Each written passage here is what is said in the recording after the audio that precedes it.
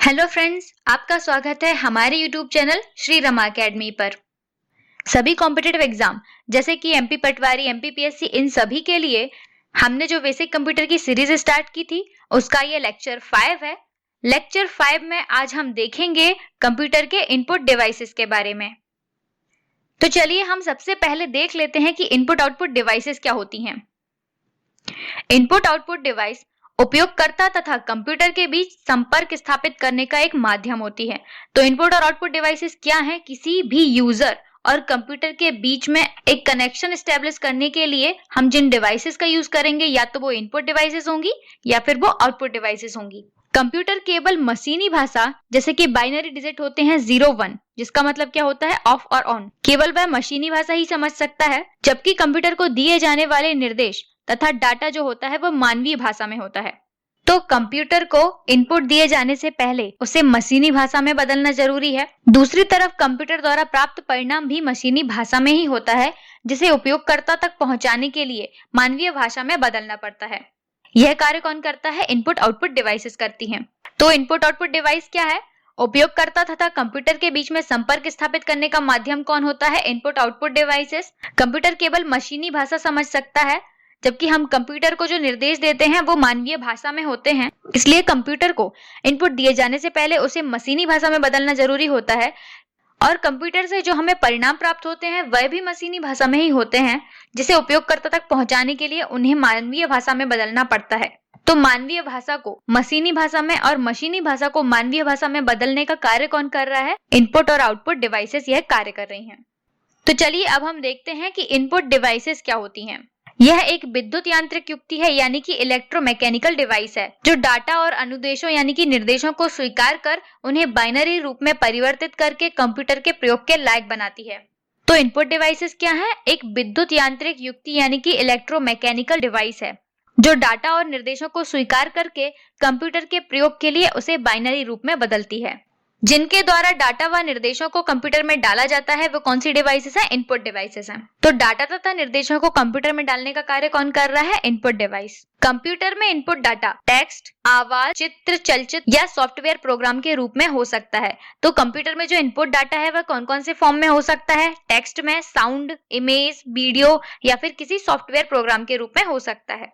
तो हमने input device के बारे में क्या देखा कि इनपुट डिवाइस एक इलेक्ट्रोमैकेनिकल डिवाइस होती है, जो डाटा तथा निर्देशों को स्वीकार करके उन्हें कंप्यूटर के प्रयोग के लिए बाइनरी रूप में बदलती है। जिस डिवाइस के द्वारा डाटा तथा निर्देशों को कंप्यूटर में डाला जाता है वे डिवाइस इनपुट डिवाइस कहलाते हैं। कंप्यूटर में जो इनपुट डाटा होता है वह कौन कौन से फॉर्म में हो सकता है? टेक्स्ट के फॉर्म में, साउंड के फॉर्म में, इमेज के फॉर्म में, वीडियो के फॉर्म में या फिर सॉफ्टवेयर प्रोग्राम के फॉर्म में हो सकता है। तो चलिए हम देख लेते हैं कि कौन कौन सी डिवाइसेस इनपुट डिवाइसेस हैं। कीबोर्ड, माउस, जॉयस्टिक, प्रकाशीय पेन यानी कि light pen, scanner, barcode reader, MICR. MICR का फुल फॉर्म क्या होता है? Magnetic ink character recognition, punch card reader, optical mark reader यानी कि OMR, ऑप्टिकल कैरेक्टर रीडर यानी कि OCR, digital camera, touch screen, mic, speech recognition system, optical character recognition और electric card reader जैसे devices कौन से डिवाइसेस हैं? Input devices हैं। आपने पेरिफेरल डिवाइसेस का नाम सुना होगा।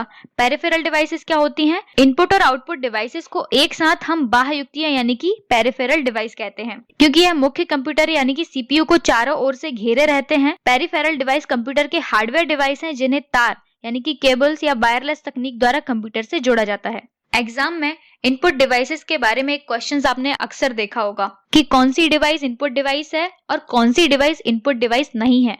इस तरह के क्वेश्चन अक्सर एग्जाम में पूछे जाते हैं, तो उनके लिए आपको इनपुट डिवाइसेस कौन कौन सी हैं इसको याद रखना जरूरी है।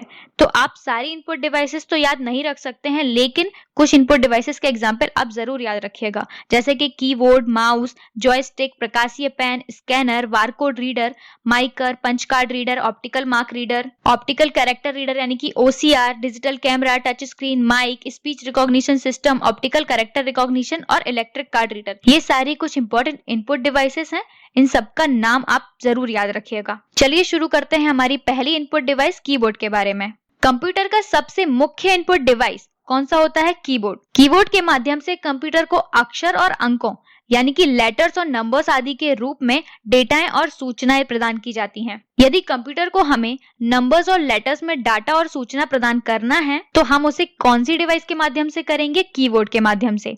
जब कीबोर्ड पर कोई बटन दबाई जाती है तो कीबोर्ड कंट्रोलर और कीबोर्ड बफर से संपर्क करता है। कीबोर्ड कंट्रोलर दबाए गए बटन के कोड को कीबोर्ड बफर में स्टोर करता है और बफर में स्टोर किए गए कोड को सीपीयू के पास भेजता है। सीपीयू इस कोड को प्रोसेस करने के बाद आउटपुट के रूप में प्रदर्शित करता है। तो जब हम कीबोर्ड पर कोई बटन को प्रेस करते हैं तो कीबोर्ड क्या करता है? कीबोर्ड उसे अपने कंट्रोलर और बफर से संपर्क करता है। जो कीबोर्ड कंट्रोलर है वो दबाए गए बटन के उस कोड को बफर में स्टोर करेगा और स्टोर किए गए उस कोड को सीपीयू के पास भेजेगा। तो सीपीयू क्या करेगा? इस कोड को प्रोसेस करेगा और फिर हमें आउटपुट के रूप में कहां पर दिखाई देगा? कंप्यूटर स्क्रीन पर वह हमें आउटपुट के रूप में दिखाई देगा। कीबोर्ड के कुछ अलग अलग प्रकार होते हैं जैसे एजआरटी, डेवोरेक और क्वार्टी। तो ये प्रकार क्या होते हैं? तो आप जब किसी कीबोर्ड को देखेंगे तो उसके पहले 5 अल्फाबेट लेटर जो होंगे वो या तो AZERTY होंगे या फिर DBORAK होंगे या फिर QWERTY होंगे। सबसे ज्यादा हमें क्वार्टी कीबोर्ड देखने को मिलता है जिसके पहले 5 लेटर कौन से होते हैं? QWERTY होते हैं। कार्य और स्थिति के अनुसार कीबोर्ड को हम कुछ भागों में बांट सकते हैं जिसमें पहला है मुख्य कीबोर्ड या फिर टाइपराइटर की। यह कीबोर्ड में अंग्रेजी टाइपराइटर के समान व्यवस्थित होता है। इसमें इंग्लिश के सभी लेटर A से Z, सारे नंबर्स 0 से 9 तथा कुछ विशेष चिन्ह यानी कि कुछ साइंस होते हैं। उन सबको हम क्या बोलते हैं? अक्षर बटन यानी कि अल्फाबेट की, संख्यात्मक बटन यानी कि न्यूमेरिक की भी कहते हैं। इनका प्रयोग कंप्यूटर में अल्फा न्यूमेरिक डाटा डालने के लिए तथा वर्ड प्रोसेसिंग प्रोग्राम में भी किया जाता है। तो मुख्य कीबोर्ड या फिर टाइपराइटर बटन क्या है? A से Z तक के सभी अल्फाबेट, 0 से लेकर 9 तक के सभी नंबर्स और कुछ स्पेशल कैरेक्टर्स, ये सभी कंप्यूटर में अल्फा न्यूमेरिक डाटा डालने के लिए प्रयोग किए जाते हैं। कीबोर्ड में फंक्शन कीज भी होती हैं। ये कीबोर्ड के सबसे ऊपर F1 से F12 तक अंकित बटन होते हैं। इनका कार्य प्रयोग किए जाने वाले सॉफ्टवेयर पर निर्भर करता है। ये एक पूरे आदेश के बराबर होते हैं जिनकी हमें बार बार आवश्यकता पड़ती है। इससे समय की काफी बचत होती है। तो फंक्शन की क्या होती है? आप कीबोर्ड पर देखेंगे तो F1 से लेके F12 तक आपको कुछ कीज दिखाई देंगी जो कि किसी स्पेशल कार्य को करती हैं। और वह कार्य किस चीज पर निर्भर करता है? उसमें डाले गए सॉफ्टवेयर पर निर्भर करता है। फंक्शन कीज के इस्तेमाल से आपके समय की काफी बचत होती है। कीबोर्ड में संख्यात्मक कीपैड भी होता है। कीबोर्ड के दाईं ओर कैलकुलेटर के समान कुछ बटन्स आपको दिखाई देंगे। इनका प्रयोग संख्यात्मक डाटा को तीव्र गति से भरने के लिए किया जाता है। इसमें 0 से लेकर 9 तक नंबर्स होते हैं। इसमें हमें दशमलव यानी कि decimal, plus minus into multiplication के साथ हमें न्यूमेरिकल लॉक तथा एंटर बटन भी इसमें हमें दिखाई देते हैं। तो संख्यात्मक कीपैड यानी कि न्यूमेरिकल कीपैड क्या होता है? कीबोर्ड के दाईं ओर कैलकुलेटर के समान दिखने वाले कुछ बटन्स को हम क्या बोलते हैं? न्यूमेरिकल कीपैड बोलते हैं। यह संख्यात्मक डाटा को तीव्र गति से भरने के लिए यूज किए जाते हैं। इसमें 0 से लेकर 9 तक नंबर्स होते हैं। Decimal, plus, into, minus, multiplication के कीज होते हैं। साथ ही इसमें न्यूमेरिकल लॉक और एंटर कीज भी होती हैं। एक होता है कर्सर मूवमेंट बटन। कीबोर्ड के दाईं ओर निचले भाग में अगर आप देखेंगे तो आपको तीर के निशान वाले 4 बटन दिखाई देंगे जिन्हें हम कर्सर मूवमेंट बटन कहते हैं। ये कर्सर को दाएं, बाएं, ऊपर, नीचे ले जाने के लिए यूज किए जाते हैं। इन्हें हम कर्सर मूवमेंट बटन और right, left, up and down arrow keys भी कहते हैं। इन्हें एक बार दबाने पर कर्सर एक स्थान से बाएं या दाएं, ऊपर या नीचे लाया जाता है। इसे हम नेविगेशन कीज भी कहते हैं। तो कर्सर मूवमेंट की के कौन कौन से नाम हमने देखे? नेविगेशन की, right, left, up and down arrow keys, cursor movement keys. ये सारी कीज कौन सी कीज हैं? जो आपको एरोस के निशान वाली कीज दिखाई देंगी। इन सारी कीज को हम नेविगेशन की कहते हैं। इसके ठीक ऊपर न्यूमेरिकल कीपैड में आपको 4 बटन दिखाई देंगे जो कि होते हैं home and page up and page down के कीज। होम की कर्सर को लाइन के आरंभ में ले जाता है। होम तथा कंट्रोल को एक साथ दबाने पर कर्सर वर्तमान पेज या डॉक्यूमेंट के आरंभ में चला जाता है। किसी भी वेब पेज को देखने के दौरान होम बटन दबाने पर कर्सर उस वेब पेज के प्रारंभ में पहुंच जाता है। तो फिर होम की का कार्य क्या है? किसी भी डॉक्यूमेंट के पहले पेज पर जाने के लिए आप होम की का यूज कर सकते हैं। एंड की का कार्य क्या है? कर्सर को लाइन या फिर पेज के अंत में ले जाने के लिए हम कौन सी की का प्रयोग करेंगे? एंड की का। एंड तथा कंट्रोल की को एक साथ दबाने पर कर्सर वर्तमान पेज या डॉक्यूमेंट के एंड में चला जाएगा। तो किसी भी करंट पेज या डॉक्यूमेंट के एंड में कर्सर को लाने के लिए हमें कौन सी कीज को एक साथ दबाना है? एंड की और कंट्रोल की को। किसी भी वेब पेज को देखने के दौरान अगर हम एंड की को प्रेस करते हैं तो वह वेब पेज के एंड में पहुंच जाता है। तो एंड में जाने के लिए आप कौन सी की का प्रयोग करेंगे? एंड की का। पेज अप की का कार्य क्या है? कर्सर को डॉक्यूमेंट के पिछले पेज में ले जाने के लिए। पेज डाउन की का कार्य क्या है? कर्सर को डॉक्यूमेंट के अगले पेज पर ले जाने के लिए। तो हमने कौन कौन सी 4 कीज के बारे में देखा अभी? होम की, एंड की, पेज अप की और पेज डाउन की। एक होती है मॉडिफायर की। कंप्यूटर कीबोर्ड पर बना कोई भी बटन या बटनों का समूह जिसके प्रयोग से किसी अन्य बटन से होने वाले कार्य में परिवर्तन हो जाता है, उन्हें हम मॉडिफायर की कहते हैं। मॉडिफायर बटन स्वयं कोई कार्य नहीं करती, परंतु दूसरे बटनों के साथ कार्यों में बदलाव जरूर करती हैं। मॉडिफायर बटन का प्रयोग किसी अन्य बटन के साथ मिलकर किसी विशेष कार्य को संपादित करने के लिए किया जाता है। मॉडिफायर की कौन कौन सी होती हैं? शिफ्ट, ऑल्ट जिसका फुल फॉर्म होता है अल्टरनेट, कंट्रोल, विंडोज की। ये सारी कीज कौन सी कीज है? मॉडिफायर। तो आप याद रखिएगा मॉडिफायर की कौन कौन सी हैं? शिफ्ट, ऑल्ट, कंट्रोल और विंडोज की। इनका प्रयोग कंप्यूटर सॉफ्टवेयर के अनुसार बदलता रहता है। सुविधा के लिए कीबोर्ड पर शिफ्ट, ऑल्ट, कंट्रोल और विंडोज के दो बटन बनाए जाते हैं जो कि मुख्य कीबोर्ड के दोनों छोरों पर स्थित होते हैं। तो मॉडिफायर कीज कौन सी हैं? शिफ्ट, ऑल्ट, कंट्रोल और विंडोज की। इनका कार्य क्या होता है? किसी अन्य बटन के साथ मिलकर किसी विशेष कार्य को संपादित करने के लिए हम इन कीज का प्रयोग करते हैं। कुछ होते हैं स्पेशल पर्पस कीज। कीबोर्ड के कुछ बटन किसी खास उद्देश्य के लिए बनाए जाते हैं जिन्हें हम स्पेशल पर्पस बटन कहते हैं। वो स्पेशल बटन कौन कौन से हैं? न्यूमेरिक लॉक की, कैप्स लॉक की, शिफ्ट, टैब, एस्केप की, बैक स्पेस, डिलीट की, प्रिंट स्क्रीन की, स्क्रॉल लॉक, पॉज, इंसर्ट की। ये सारी कीज कौन सी हैं? ये सारी कीज स्पेशल पर्पस कीज होती हैं। न्यूमेरिक लॉक बटन का यूज कहां पर किया जाता है? इसका प्रयोग संख्यात्मक बटन यानी कि नंबर कीज के साथ में किया जाता है। जो नंबर कीज होती हैं उन पर कुछ स्पेशल कार्य भी अंकित होते हैं। उन कार्य को करने के लिए हमें न्यूमेरिक लॉक बटन को ऑफ करना होता है तो हम उन कार्यों को कर सकते हैं। अगर न्यूमेरिक लॉक ऑन है तो हम उनमें लिखे हुए नंबर्स को यूज कर सकते हैं। कैप्स लॉक की का कार्य क्या है? कैप्स लॉक किसी भी लेटर को कैपिटल लेटर या फिर स्मॉल लेटर में चेंज करने का कार्य करता है। शिफ्ट की का कार्य क्या है? शिफ्ट की का प्रयोग किसी अन्य कीज के साथ में किया जाता है। यदि आप अपने कीबोर्ड पर देखेंगे तो वहां पर आपको @ जैसे बहुत सारे साइन दिखाई देंगे।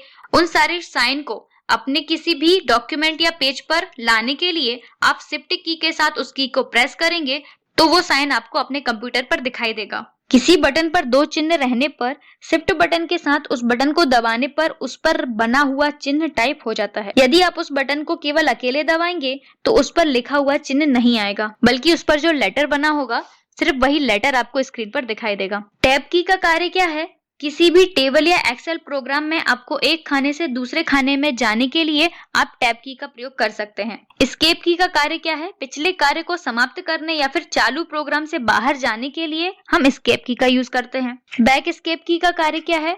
बैक स्पेस की को आप इरेज की तरह यूज करते हैं। जब आप किसी वर्ड को टाइप कर रहे हैं अगर उसमें एरर हो गई है तो आप उसके एक एक लेटर को मिटाने के लिए बैक स्पेस की का प्रयोग करेंगे।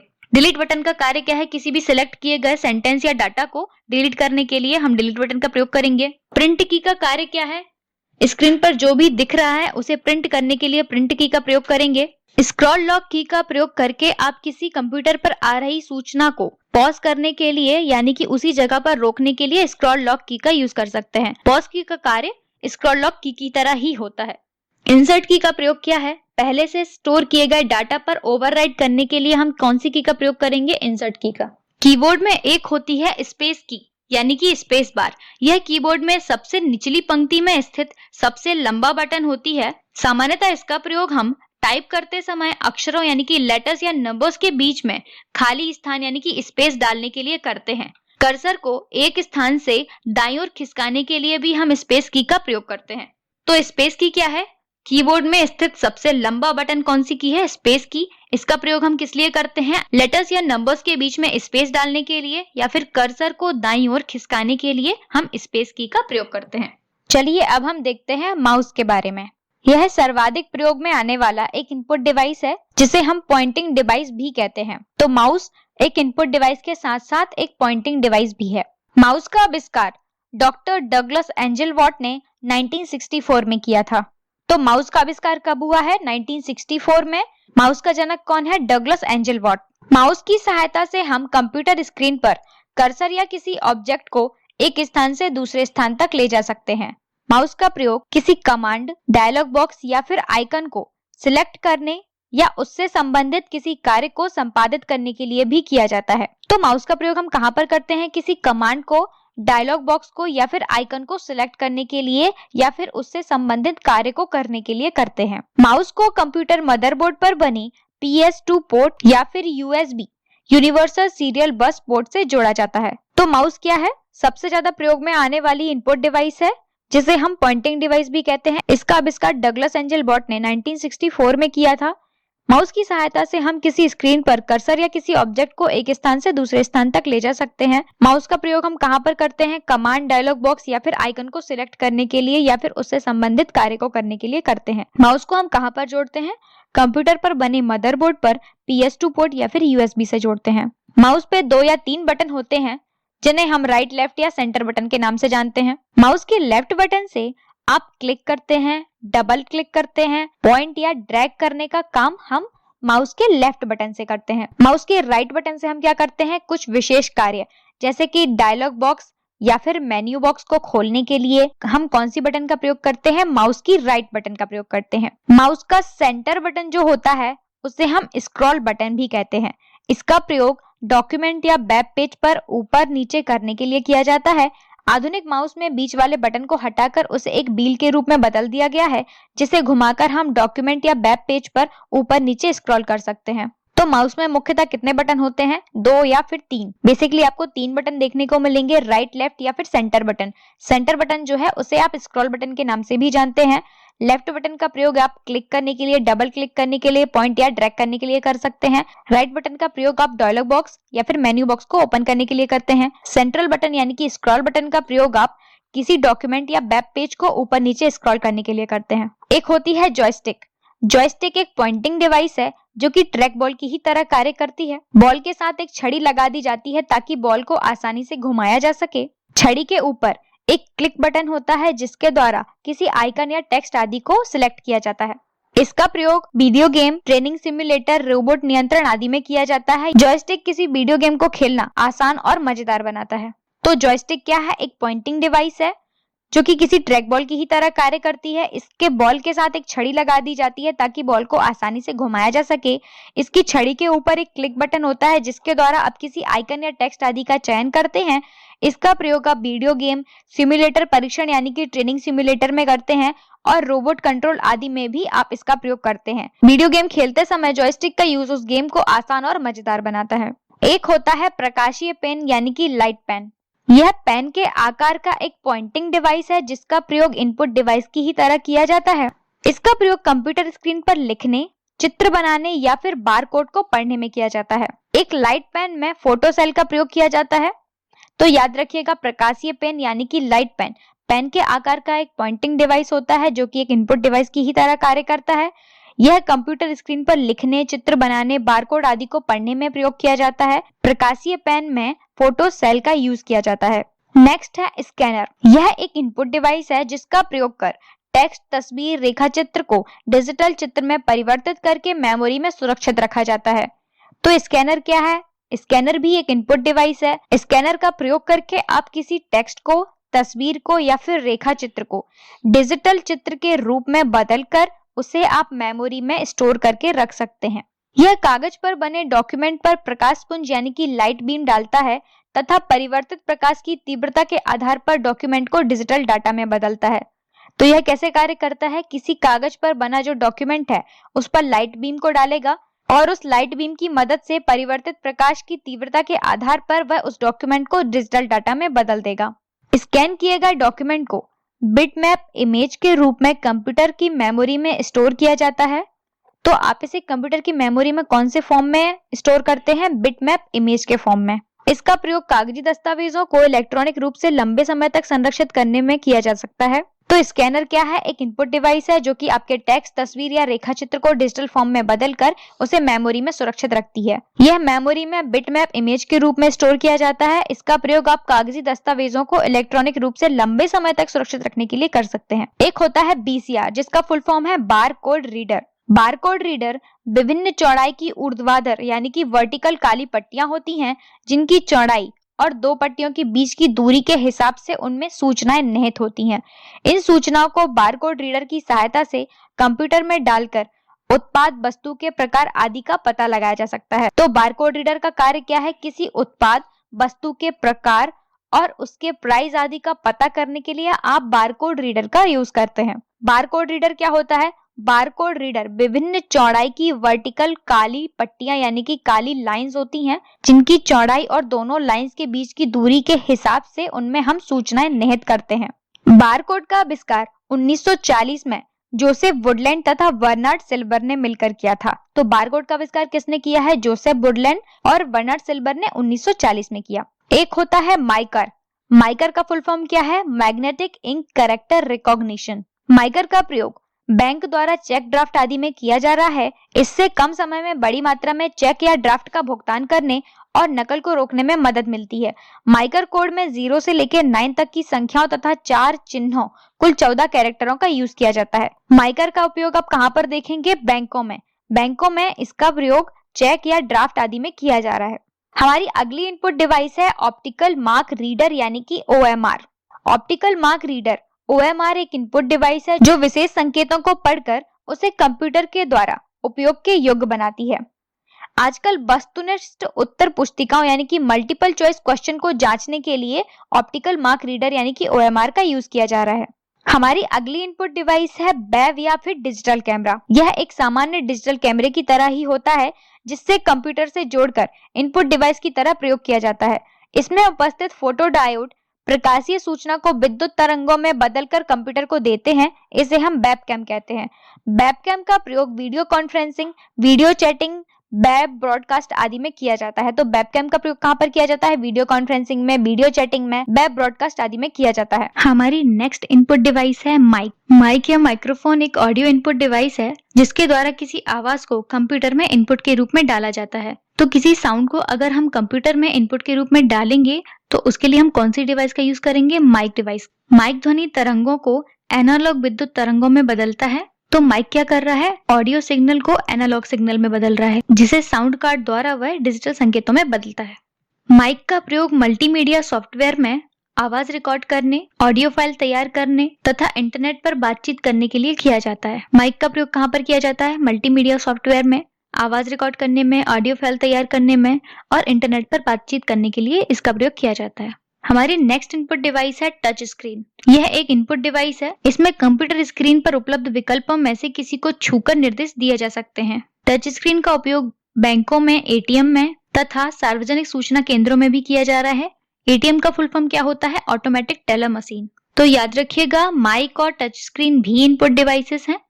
नेक्स्ट हम देखेंगे स्पीच रिकॉग्निशन सिस्टम के बारे में। यह एक इनपुट डिवाइस है जिसके माध्यम से बोलकर डाटा को कंप्यूटर में डाला जा सकता है। स्पीच रिकॉग्निशन सिस्टम में मनुष्य द्वारा बोले गए शब्दों को पहचान कर उन्हें टेक्स्ट में परिवर्तित किया जाता है तथा उस टेक्स्ट को कंप्यूटर स्क्रीन पर भी प्रदर्शित किया जा सकता है। इसका उपयोग मौखिक आदेश देकर कंप्यूटर की गतिविधियों को नियंत्रित करने में भी किया जा सकता है। स्पीच रिकॉग्निशन सिस्टम में एक माइक्रोफोन आवाज को रिकॉर्ड करता है तथा कंप्यूटर हार्डवेयर इसे डिजिटल डाटा में परिवर्तित करता है। स्पीच रिकॉग्निशन सिस्टम कैसे काम करता है? यह माइक्रोफोन में आवाज को रिकॉर्ड करता है तथा कंप्यूटर हार्डवेयर में इसे डिजिटल डाटा के रूप में परिवर्तित करता है। उम्मीद है आपको हमारा ये आज का वीडियो पसंद आया होगा और ऐसे ही वीडियोस के लिए जुड़े रहिए हमारे YouTube channel Shri Rama academy से। आज के इस वीडियो की PDF आपको हमारे एप्लीकेशन पर मिल जाएगी। हमारे एप्लीकेशन की लिंक डिस्क्रिप्शन बॉक्स में मिल जाएगी। आज का हमारा ये वीडियो आपको पसंद आया हो तो इसे लाइक करें और अपने सभी दोस्तों तक शेयर करें और हमारे चैनल को सब्सक्राइब करना ना भूलिएगा। Thanks for watching.